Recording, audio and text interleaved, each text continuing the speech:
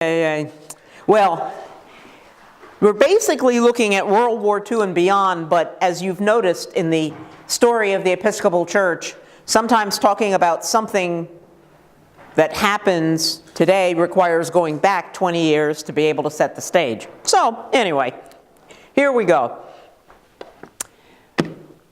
1940, Europe is at war, and we decide we need a new hymnal. Now, bear in mind, we had just done a new hymnal in 1916, but we need a new hymnal because as often is, oh, thank you and bless you, as is often the case, when you are trying to encapsulate music, it becomes very difficult to figure out what's in and what's out. And so in 1916, we created a hymnal that was a reaction to the 1892 hymnal. But then, by the time the 30s rolled around, we realized that we had not gone far enough. So here we are. We're going to create another hymnal. Now, some trivia about the 1940 hymnal. It retained 7 hymn tunes from the 1789 prayer book. One of those hymn tunes is well known to most Christians and Episcopalians, and that hymn tune is called the Old Hundredth. Anybody know what the text is? Praise God from all that. There we go. Well done. I know she had something in her coffee this morning that. All right, here's another one for you. Another hymn tune that was retained from the 1789 Book of Common Prayer is called St. James. Anybody have any idea what that tune is? She does. No. Well, if my memory is correct, I think we're singing it this morning. Okay. And I think we're singing it right before the gospel. Thou art the way to thee alone is the text. If it's not this week, it's next week. We're working on so many bulletins, I can't remember which bulletin and which hymns for which Sunday. They also retained, Thou art what? Thou art the way to thee alone. And it's either before the gospel this week or next week, and I don't remember which one. They also retained 5 texts from the 1789 prayer book. And among the texts that they retained, that you may all know, is the Christmas carol, While Shepherds Watch Their Flock by Night. So that is a text that has been in there since 1789. In the 1940 hymnal, another piece of trivia about it is one of the people who was part of the commission for creating the 1940 hymnal was a priest named F. Bland Tucker. Gotta love the old names. You gotta love the old names. You also gotta love him because he was an old Virginian, and his oldest brother was named Henry St. George Tucker and was the Bishop of Virginia. And there were 8 or 9 children in the Tucker family in that generation. And Bland was the youngest, and Henry St. George was the oldest. Well, obviously, Mom had no idea, and just said, Bland. It was probably some old family name, but people would ask him when he was working on the 1940 hymnal, are you related to Bishop Tucker? And he would say, yes, distantly. Anyway, he had the distinction of working on the 1940 hymnal and was still alive to work on the 1982 hymnal. The 1940 hymnal did begin to move the church forward in ways that 1916 didn't accomplish. it became more diverse and more inclusive. And when I tell you the diversity, on some of these, you're going to roar with laughter. So, for example, they wanted to diversify the Christmas section of the 1940 hymnal. And so they took a hymn from the Roman Catholics. Really? "O come all ye faithful." They took one from the Unitarians. "It came upon a midnight clear." And by the way, I don't know who the preacher is today, but he won't be very good. So during the sermon, go look up "It came upon a midnight clear," and I defy you to figure out what it is talking about in terms of Jesus. Because in typical Unitarian fashion, it comes at the whole story like this, as opposed to other Christmas carols which go, "The Son of God," or, pick whatever language. Yes, I was picking fun on them. The 1940 hymnal included an Episcopal hymn. No, they actually included an Episcopal hymn? Yeah. Anybody know which Christmas carol was written by a very famous Episcopalian? Whose name? Whose name? See, you gotta have the name. Not have enough coffee. Yeah. "O Little Town of Bethlehem" was written by Phillips Brooks, but not while he was Bishop of Massachusetts. It was written while he was the rector of Trinity Church, Rittenhouse Square in Philadelphia. It was written back in 1868, and it reflected the fact that he had made a trip to the Holy Land. And when it came, as Christmas approached, the words just came to him. Again, right there, number 89. Look at the text. Look at that, and then look at "It came upon a midnight clear," and you'll see what I mean by the difference.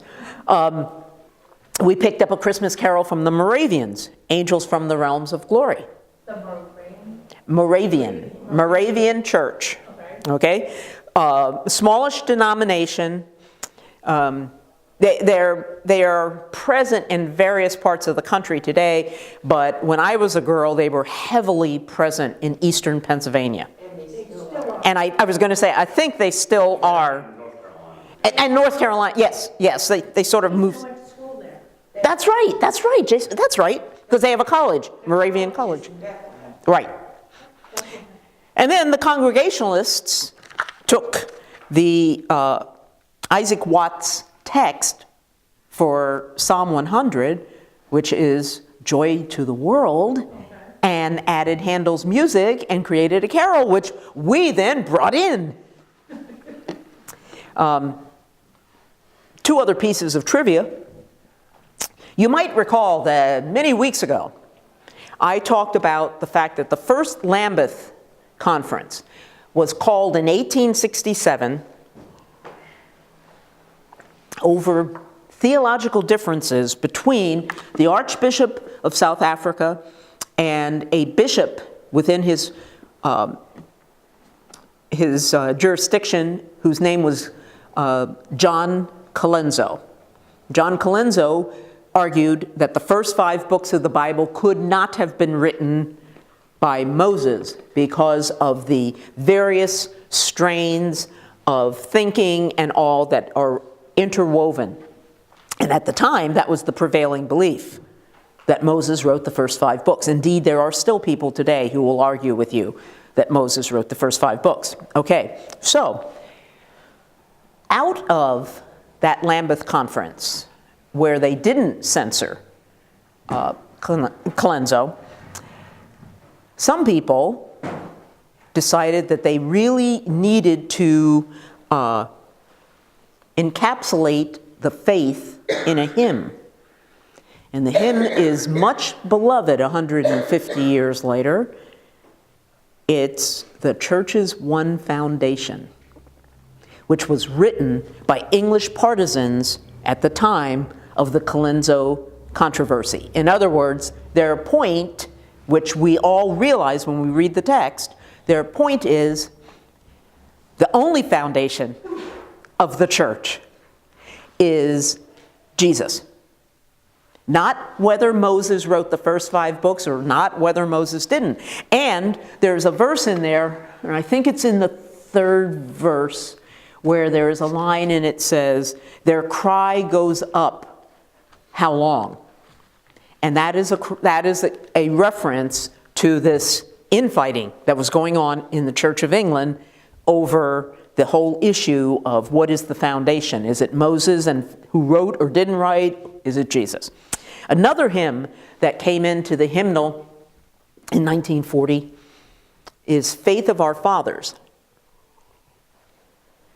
Now, the average person of all denominations reads that text, which we don't really sing very much anymore, but the average person reads that text and assumes that that is a comment about, the early church fathers. It was written by a man named Faber, Frederick Faber, if my memory is correct. And it's not necessarily about the early church fathers. It is a prayer that he wanted England to come back to Rome. He was an Anglo-Catholic, and he wanted the Church of England to return to the Roman Catholic Church. And so he wrote Faith of Our Fathers. Well, now I know why we don't sing it very much. Well, there are a number of reasons. It was one of those hymns. We're not going to get to the 1982 hymnal today, but in the shaping of the 1982 hymnal, as happens every single time, there are hymns that have been around for a while that get questioned, either because of their theology or because of the musical setting, or oftentimes because we are in a period in which we don't want to talk about our personal relationship with Jesus. Or now we are in a time when we want to talk about our personal relationship with Jesus, and so hymns get in and out depending upon various things. Faith of Our Fathers was one of those hymns that was that close to being out of the hymnal. And it got a reprieve at the last minute. Why?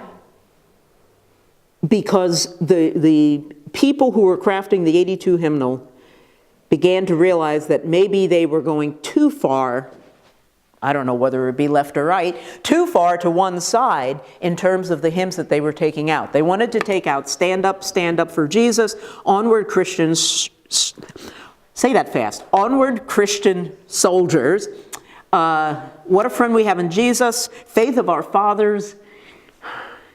And there were a handful of other names that would all resonate with you. They wanted to take them out because that was not our faith. That didn't represent who we were as a church.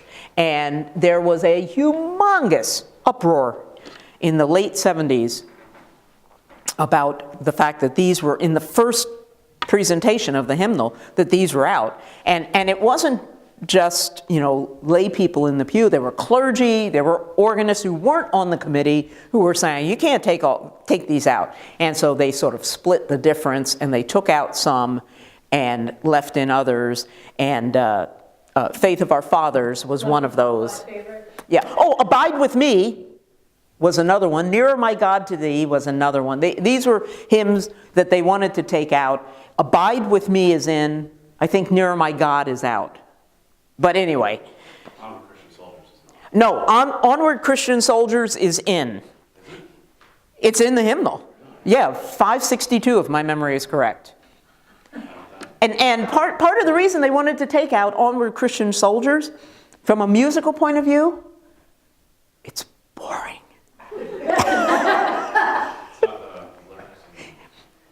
Aside from the lyrics, you have to understand, when these folks sit down to try to figure out what's in and what's out, you've got people from every area of music. So you've got the people who like the thumpingness of Onward Christian Soldiers, and then you've got the people who want the meditative service, and Onward Christian Soldiers is not meditative, it's meant to get us up and move around. And so you get all kinds of stuff, and they spend a lot of time arguing about things like Onward Christian Soldiers, and is it musically strong. Well, the bottom line is it's stronger than they thought it was, because the hoopla was even stronger for keeping in onward Christian soldiers than it was for things like What a Friend We Have in Jesus and such. Anyway. Is that the same period as Old Rugged Cross? Old Rugged Cross was probably written in the late 80s. It's probably in that same genre with Fanny Crosby and various other people like that. There was a huge hymn writing time, post-Civil War, up to the early part of the 20th century. And when I say huge, it wasn't manifested in the Episcopal Church, but it was a time of different revivals and awakenings, and it led to a lot of the hymnody, some of which slowly comes back into the body of music that Episcopalians sing. I mean, there are Episcopalians right now who weep like crazy when they sing the song, "Oh, I can't get it in, it is well with my soul." You'll find Episcopalians who weep like crazy with that. That was written in the 1870s by a guy who lost his family, who were sailing across the Atlantic to England, and it was his wife and his 3 children. 4 boys. And the ship got into a storm, the children were lost, the wife made it to England, and then sent a telegram back to the husband in Chicago saying, "I'm the only one who made it." And then he wrote the words, "When peace like a river attendeth my soul," yada, and the refrain is, "It is well." That has never been in any Episcopal hymnal. And yet today, it's in Lift Every Voice and Sing, and you'll find people who sing that, and they think it has, for ages, been part of Episcopal hymnody. So this is what I mean when I say, So technically it's not? technically it's not in any hymnal. Never has been. Not in the official hymnal, but it's in Lift Every Voice. It's in Lift Every Voice, which is not an official, it's a supplement. It's sort of a supplemental hymnal. So, anyway, World War II comes to an end, and all of a sudden we have a new reality in this country. And that new reality is unprecedented growth. Men and women are coming back from World War II. These are men who have seen more of the world than their ancestors had. They've got a GI Bill. They're getting married. They're moving to the burbs. Actually, as you may remember from history, we're creating burbs because we're building places like Levittown in Pennsylvania. Okay? Churches, denominations, are following the people. So all of a sudden, suburbs are growing, and we're putting parishes in those suburbs. Growth for all denominations in that immediate post-war period was phenomenal. In the midst of it, we had something that one calls a neo-Orthodox movement that was growing in the country. This was a movement that came out of the ashes of modernism. Now, you may remember we were talking about modernism wanting to ground faith in scientific fact. Okay? What people, clergy in particular, began to realize, certainly after the war, modernism created a problem because it offered nothing to preach. If God didn't break into the universe and act, if you can only agree to that which you can verify by scientific means, then you don't have much with which to preach or to counsel people. Now, this was a basic argument raised by a number of theologians immediately before and during and then after World War II. And those theologians included Karl Barth, Paul Tillich, Rudolf Bultmann, all of whom were arguing that there has to be something to preach and teach to the faithful.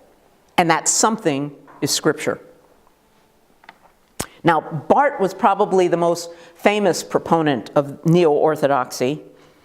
Back in 1934, he and several clergy in Germany, in reaction to the rise of Nazism and Adolf Hitler, who by that point was chancellor, they issued something called the Barmen Declaration.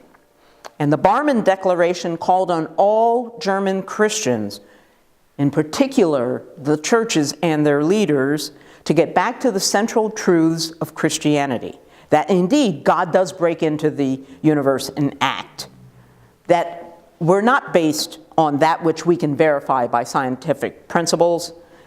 That Jesus came to be Lord and Savior. And the Barmen Declaration rejected all of the totalitarian claims of Nazi Germany. It had its component here in the United States in the 30s and 40s, which was led by Reinhold and Richard Niebuhr. Both of them were theological professors, and it was argued by the dying modernists that what they were doing was bringing the devil into modern theology. Well, the devil that they were bringing in was the Niebuhrs said that you have to discuss the sinfulness of humanity, that human beings are fallen creatures. And that was a principle that the modernists completely rejected. For the Niebuhrs, to reject human sinfulness was to reject true Christianity. Richard Niebuhr wrote of liberalism and modernism. Famous quote, a God that they offered, a God without wrath, who brought men without sin into a kingdom without judgment through the ministrations of a Christ without a cross. And so, might be a little long wordy, but what he's basically saying is you have to have sin. You have to have judgment. You have to have a cross, because that's fundamental to who we are as Christians. When the war ended, many American neo-Orthodox clergy and leaders really hung their hat on neo-Orthodoxy because they believed that that explained how we got back into a world war less than 30 years after the end of the Great War. And the explanation was a God without wrath brought men without sin. In other words, we've totally ignored the fundamentals of who we are as Christians. So, what we find after the war is an amazing explosion of interest in the Christian faith. And it's coming from multiple places. Communities would organize lectures on Christianity that would be offered in the town library, the town hall, various places by Episcopalian, Protestant clergy of varying sorts. Indeed, the man who was the dean of the Cathedral of St. John the Divine in New York, a man named Jim Pike, who about 15 or so years after this would, in essence, renounce his faith. But in the advent of television, commercial television in the early 50s, he had a TV program on the Christian faith. And the TV program ran for 6 years. And of course, in the midst of all this emerged the Billy Graham Crusades. The Episcopal Church, not to be outdone, saw a need in the midst of all of this for deeper Christian education. So they created something called the Church's Teaching Series in order to ground adults in the Christian faith and the Episcopal tradition. And that teaching series was put together by the best minds of the church in that post-war period. They also created a series for children. And both the adult and the children's series presented the Episcopal Church as the denomination that was engaged in the problems of modern life and concerned with the proclamation of the gospel. Now, fasten your seatbelts. In the late 40s, well, actually, that's not fair. Reinhold Niebuhr wrote this back in the 30s, a book called Moral Man and Immoral Society. Some Episcopalians agreed with Niebuhr's premise in here, and his basic premise is that the cross was not triumphant in the world or in society. In fact, he believed that society conspired against the cross, and that was why, when he wrote this in the 30s, we were on the verge of going back into war. So, war comes. Some Episcopalians agreed with Niebuhr's point. Not all. In 1946, Will Scarlett, who was the Bishop of Missouri and a good friend of Niebuhr's, wrote a pamphlet criticizing segregation, wartime internment, and the Episcopal Church's complicity in both of those realities, let alone all of Christianity's complicity. Well, that wasn't a time when the Episcopal Church was ready to pursue that line of thinking. There was a great deal of post-war optimism that was floating around the country in 1946. And General Convention, 1946, refused to endorse Scarlett's pamphlet and refused to allow it to be published by church publishing. They said it wasn't the right time to take such a stand on such issues. Now, of course, we're creating this educational series that's going to tout us as being at the forefront. At this time, church life reflected American social patterns. We still had male leadership, just as the government still was predominantly run by men. In the Episcopal Church, adult females could have parallel organizations. And you remember, it was way back in 1871 that the Emery sisters established the Women's Auxiliary. Well, that still existed, even though they had run into financial difficulty during the Depression, didn't have as much discretionary income floating their way, but they still existed as a parallel organization. The Altar Guild was considered a parallel organization on which the women could serve. Just as a footnote, my home parish in New York, St. James, Madison Avenue, I was on the Altar Guild for about 3 years for one service each week with two friends of mine. And we learned a lot. This would have been 78 to 81 or something like that. The Altar Guild at St. James had its own bank account that the treasurer of the parish had no access to. And it was a bank account that had almost 6 digits in it. Now, bear in mind, this was the Upper East Side of New York, so the Depression hit, but maybe not as badly as in other places. But they had their own checking account, and if they wanted to do something, they never asked anybody. That's how things were done. Why? Because it's this parallel track. 1946, General Convention.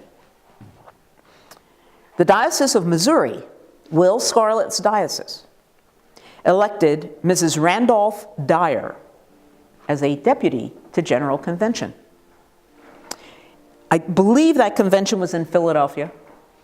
And so the Missouri deputation, I should say, arrived with Mrs. Dyer. And they went to the floor to get their credentials. And the Secretary of Credentials had no idea what to do with Mrs. Dyer.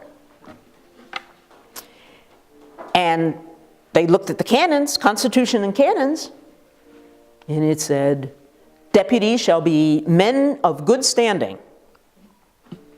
Well, the bishop knew her.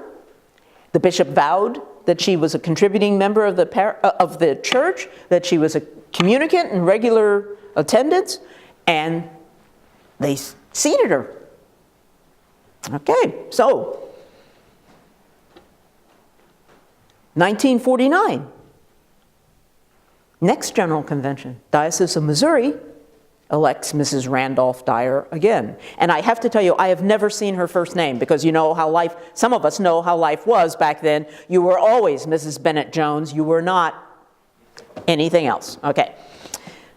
So 1949, Mrs. Randolph Dyer is elected again. This time, the meeting was in San Francisco. And 3 other women were elected from other dioceses. And I can't find the notes that I had at one point that told me which 3 dioceses they were. So they all arrive in San Francisco, but this time, General Convention is ready. And so when the 4 women came to get their credentials, they were told by the Secretary of Credentials that when the Constitution and canons say men, they are referring to the male species only. And so they were denied their seats. That is not of sat well. Well, now bear in mind, it's 1949, okay? Women would not be allowed as deputies until 1970. And they wouldn't be allowed to serve on vestries until 1970.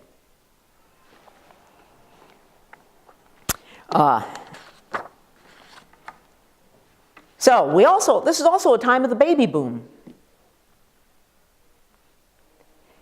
This was a time when there were so many kids in church